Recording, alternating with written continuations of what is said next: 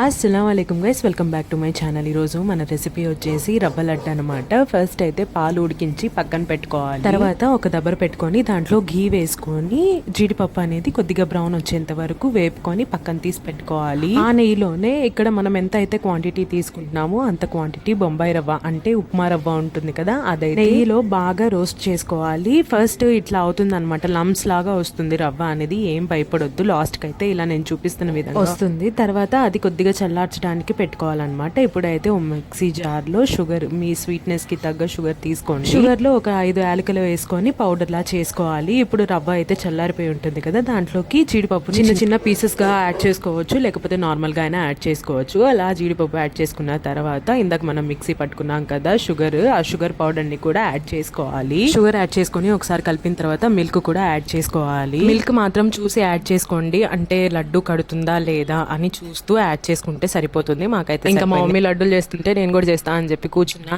అదేందో నేను ఎంత తీసుకున్నా గానీ నాకు ఈ సైజే వస్తుంది. చూసారా, తల్లి పిల్ల ఉన్నట్టు. దీంట్లో కొబ్బరి తురుములు కూడా యాడ్ చేసుకోవచ్చండి, కాకపోతే మా చెల్లి తింది కాబట్టి మా మమ్మీ యాడ్ చేయదు అనమాట. టేస్ట్ మాత్రం చాలా బాగుంది, ఒకసారి ఇలా ట్రై చేయండి. బాయ్.